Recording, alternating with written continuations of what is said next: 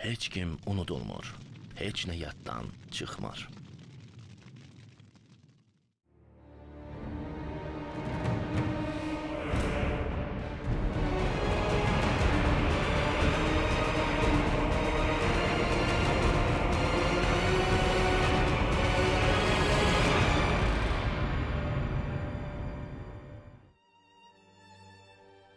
Babaverdi Dəmirov 1964-cü il sentyabrın 29-da Siyəzən şəhərində Ziyalı ailəsində dünyaya göz açmışdı. Ailədə 11 uşaq idilər. Babaverdi ailənin 9-cu övladı idi. Balaca Babaverdi 1971-ci ildə Siyəzən şəhər 3 saylı tam orta məktəbin 1-ci sinifinə daxil olur. Dəmirovlar ailəsi öz ziyalılığı ilə rayonda sayılan, seçilən ailələrdən idi. 11 uşağı böyüdüb boya başa çatdırmaq, onlara gözəl tərbiyə vermək hər kəsin işi deyil. O ki qala, hər övlada ali təhsil verəsən, peşə sənət sahibi edəsən. Dəmir kişi istər cəmiyyət, istərsə də övladları qarşısında öz borcunu layiqincə yerinə yetirmişdi. Ailənin böyük oğlu Cəlali öz metodikası, savadı ilə tanınan fizika müəllimi idi. Cəvahir riyaziyyatdan dərs deyirdi. Ailədə fizika, riyaziyyata böyük maraq var idi. Babaverdi də bu fənləri çox gözəl qavrayaraq oxuyurdu. Rayonda olimpiyadaların birincisi idi. Dəmirovlar ailəsi Siyəzənin tanınmış ailələrindəndir. Bu ailə həmişə özünün ziyalılığı ilə fərqlənib, diqqəti cəlb edib Siyəzən ictimaiyyətinə. Mən o Babaverdinin böyük qardaşı Cəlali ilə yoldaşlıq eləmişim. Tanınmış fizika müəllimi idi rayonumuzun. Belə bu ailənin ziyalılığının nəticəsidir ki, Babaverdi də məktəbdə təhsil alarkən özünün yüksək biliyi ilə fərqlənirdi. Təkcə öz məktəbində, oxuduğu məktəbdə yox, rayon miqyasında seçilirdi. Respublika olimpiyadalarında iştirak edirdi. Xüsusilə o, texniki elmlərə, fizika elminə xüsusi münasibəti var idi. Babaverdi riyaziyyatçı idi, riyaziyyatdan çox güclü idi. Məktəbdə fərqlənirdi. Mən deyim ki, məktəbdə yox, rayonda fərqlənirdi o. Çünki heç birinin etmədiyi bir addımı o atmışdı. Rayon üzərində yeganə uşaq idi ki, orta məktəbdə oxuya, o akademiyanın üzvü idi.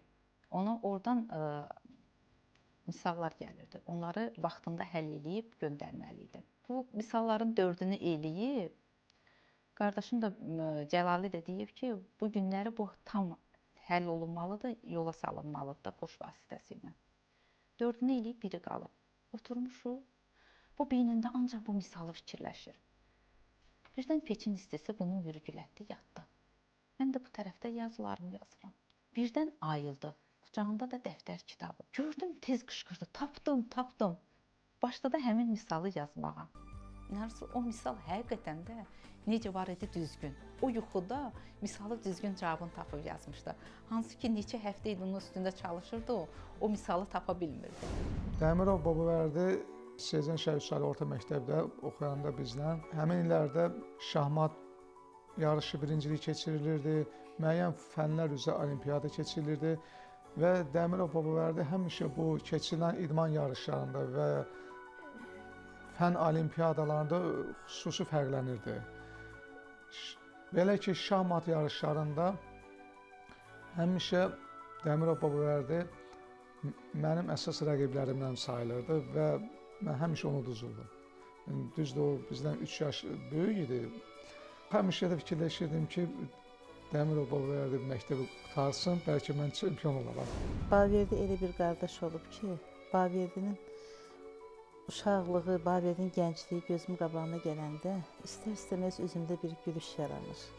Onun o mehriban, onun o gözəl xasiyyəti, onun insanlığı, dostlara qarşı münasibəti, ata-anaya münasibəti, Babaverdi həddən artıq həssas biri olub. Orta təhsilini 1981-ci ildə uğurla başa vurub, qəbul imtahanlarına hazırlaşırdı. Qəfildən bacısı Cəvahir xəstələnir. Cəlali onu Gürcüstana müayinəyə aparmalı idi. Babaverdini də sənədlərini universitetə vermək üçün Bakıya aparacaqdılar. Amma son anda sənədlərdən birini çatdırıb hazırlaya bilməyən Babaverdi bir qədər sonra başqa gün getməli olur. Qardaşı və bacısı onsuz yola düşürlər. Gözlənilmədən yolda ağır avtomobil qəzasına düşürlər. Ailənin 2 övladı həlak olur. ən böyük bir faciə idi. Bir ailədə 2 evladın ölməyi böyük bir faciə idi. Özü 2 oxumuş, ali savadlı. Bacım da riyaziyyat müəllimi idi, qardaşım isə fizika müəllimi idi. Baverdi də o maşında getməli idi. O maşında getmədi. Əgər getsəydi, o da həmin anda qəzaya rəhmətə gedə bilərdi. Hansısa bir sənəti düzəlmədiyi üçün getmədi. Hər kəsə nümunə göstərilən gözəl və zəkalı 2 övladın itkisi dəhşət idi. Dəmirovlar bu faciəni çox böyük sarsıntılarla yaşadılar. Təsəvvürünüzə gətirin ki, belə bir vəziyyətdə qəbul imtahanlarına hazırlaşmaq nə demək idi?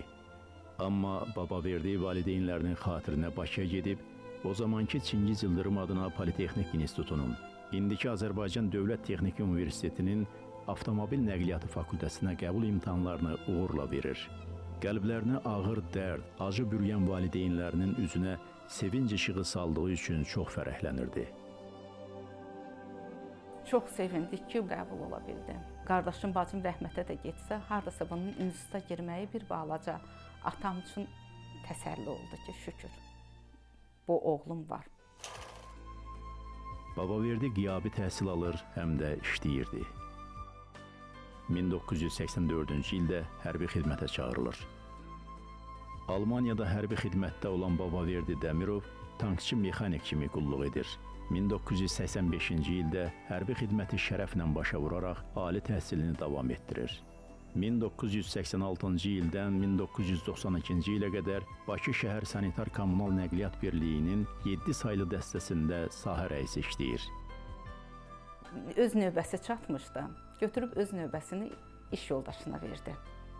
Təzə ailə quran iş yoldaşına. Daha dedim ki, qaqaş, niyə sən öz evin yoxdur, niyə öz ev növbəvi verirsə ona? Dedi, bacı, eybi yoxdur, çox onun imkanı pisdir, çox vəziyyətsiz, şofer işləyir, maaşı zəifdir. Eybi yoxdur, mən bu il almaram, gələn il alaram. Hər insan bu fədakarlığı etmir, amma mənim qardaşım etdi.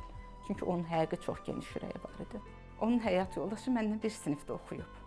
Arzu ilə bir sinifdə idik, həm də rəfiqə idik. Arzu özü də oxuyan qız idi. Elə bir ki, bu dərs, elm onları bəlkə də bir araya gətirdi. Ailə qurur. Bir qız övladı dünyaya gəlir. Bacısı Cəvahirin adını qoyur. Şəxsi həyatında hər şey öz axarı ilə gedirdi. Valideynləri onun hər uğuruna sevinirdi. Amma ölkədə vəziyyət çox gərgin idi. 1990-cı ilin 20 yanvar hadisələri Babaverdini çox sarsıdır. Bir zamanlar xidmət etdiyi Sovet ordusunun xainliyi, qəddarlığı onu hiddətləndirirdi. Ayın 20-si bir də gördüm gəldi. Gəldi, bu 20 yanvar ona o qədər pis təsir eləmişdi ki, başını belə aldı əllərinə, hönkürtü çəkib ağladı. Dedi, bacı, şəhərə çıxmayasan. Tamam da televiziya, zat hər şey kəsilmişdi. Şəhərə getməyəsən. Şəhər çox pis gündədir. 19-u gecə ilə iş yoldaşlarına zəng eləyir, iş yoldaşlarım eşdağıda olur, parnikləri olur. Xahiş eləyir ki, gül gətirin, qərənfil. Bütün haradakı şəhidlərin qanları tökülüb ha. Həmin yerlərə qərənfil səpir. Səpir, 40 gündə yas saxladı bu. Çox pis təsir eləmişdi ona. 2 il sonra dəhşətli soyqırım, Xocalı faciəsi baş verir. Bu dəfəki sarsıntıları Babaverdinin bütün xəyallarını, düşüncələrini pərəmpərən edir. Xocalı hadisəsində mən anam gələndə Babaverdini rastlaşanda gördüm əllərini arasına alıb başın ağlayır. Göz yaşlısı. Nə olub? Bəs bu insanlıq deyil, bu vəhşilikdir. Belə olmaz, hamımız getməliyik. İntiqam hissi onu boğurdu. Öz vətənini, öz azadlıq və istiqlaliyyətini sevən bir xalqın ruhunu məhv edəcək bir qüvvə yoxdur. O, bir zamanlar hərbi xidmətdə qazandığı təcrübənin önəmini anlayırdı. Anlayırdı ki, vətənin belə bir günündə onun kimi oğullara böyük ehtiyac var. Vəkili düşmənə qarşı intiqam hissi xalqımızın igid oğlanlarında erməni faşistlərinə qarşı qəzəb hissi daha da coşub alovlandı və bölgələrdə yerli özlü müdafiə batalyonları yarandı. O batalyonlardan biri də Sezən rayonunda yarandı və o batalyonun ilk döyüşçüləri elə Sezənin ilk şəhidləri oldu. Şirin İsmailov, Babaverdi Dəmirov və digərləri əldə silah, vətəni qorumaq üçün mənfur düşməndən qisas almaq üçün cəbhəyə yollandılar. Tapşırıq verilmişdi ki, hərbi hissə üçün tank bölüyü yaratmaq lazım idi. Bakı şəhərinin rayonlarından hərbi komissarlıqlara müraciət olunmuşdu və bizə tankistlər göndərişlə gəlirdilər. Bu özü müraciət eləyib hərbi komissarlığa ki, mən yaxşı tankistəm, istəyirəm ki, mən də döyüşlərdə iştirak edəyəm. Hissə komandiri çağırdı ki, bir nəfər tankist gəlib, onu yoxla, qəbul elə. Gələn kimi birinci hiss etdim ki, bu ali savadlıdır və fikrində birinci sualım oldu ki, tankı idarə edə bilirsən, mənə güclü tankistlər lazımdır. Biz birbaşa döyüşlərə gedəcəyik, hazırlıqsız. O dedi ki, mən Sovet ordusunda hərbi məktəbdə kursantlara, yəni o hərbi məktəb oxuyan zabitlər üçün tankist, yəni peşəsinə yiyələnmək üçün onlara birbaşa tank idarə etməyi vaxtilə mənə həvalə olunub və bir neçə sualdan sonra bu həqiqətən də gördüm, yararlıdır, qəbul etdim və tank bölüyünə qəbul edəndən sonra ailəsinə getdi, görüşdü, dediyi vaxtda da dəqiq vaxtında gəldi.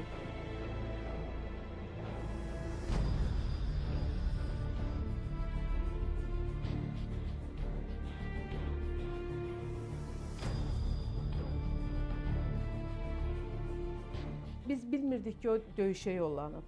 O bizə deyirdi ki, mən tankın sirlərini çox yaxşı bilirəm. Mən mütləq cavan əskərlərə gedib tankı öyrədəcəyəm. Poligonda mən dərs keçirəm. Mənlə getdi hərbi hissəyə. Dedi ki, mən burada düşürəm. Dedim, sən Papagilə dedin, axı mən şəhərə gedirəm. Dedi, yox, mənə ant da verdi ki, Papagili bilməsin ki, sən məni burada düşürtmüsən. Mən iki günə, üç günə Allah qoysa gələm. Burada elə uşaqlara kurs keçirəm. Mən yenə də işimdəyəm. İnanmırsan, gəlib gedir şəhərə, gələcəyəm. İki övlad itirmiş valideynlərinə məndən də əlinizi üzün demək o qədər də asan deyildi. Həyat yoldaşı isə ikinci dəfə ana olacaqdı. Buna görə də Babaverdi müharibəyə gedəcəyini hər kəsdən gizləyərək 1992-ci ilin iyunun 28-də döyüşlərə yollanır. Bizi Ağcabədiyə göndərdilər. Yəni Ağcabədidən Füzuli istiqamətinə biz hücum hazırlaşmalıydıq. Hardasa 3-4 gün Ağcabədidə biz qaldıq, meşədə, balaca bir meşəlik var idi orada.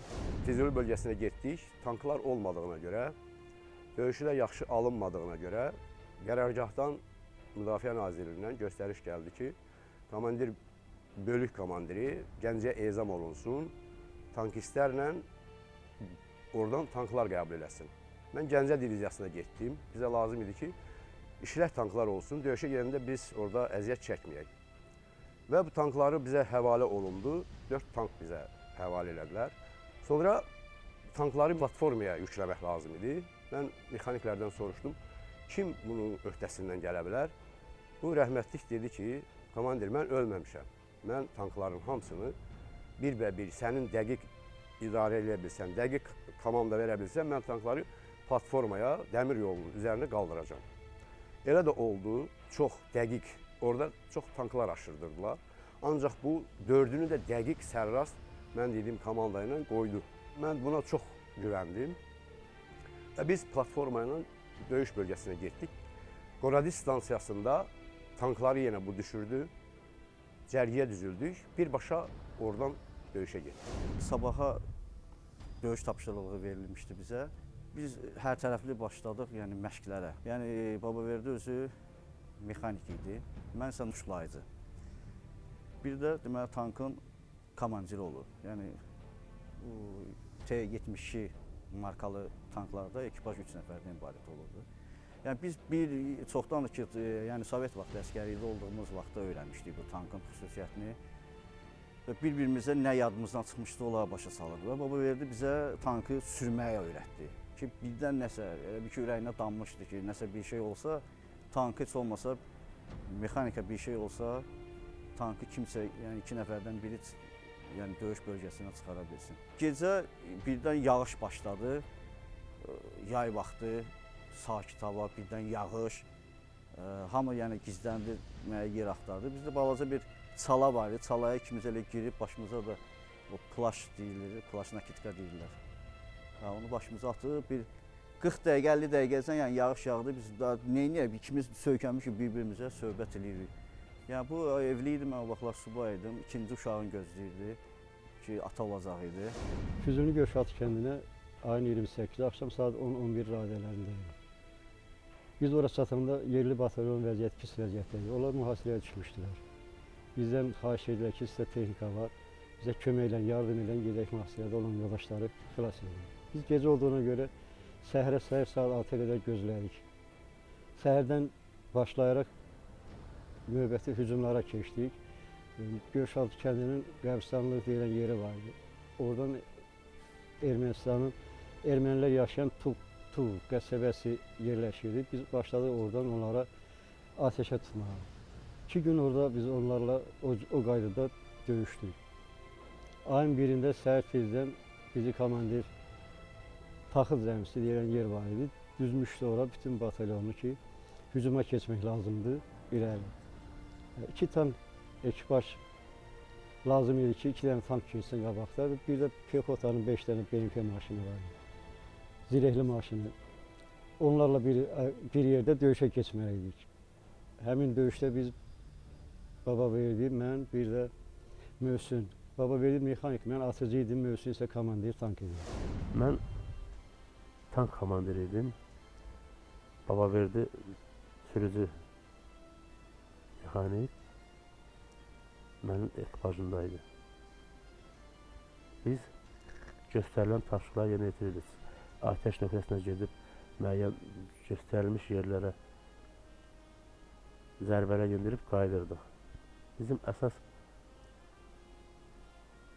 döyüşümüz oldu 1 iyul tarixində. 1 iyulda biz Gölşatı kəndindən hücuma keçib zərbələr yendirdik, düşməni məhv elədik.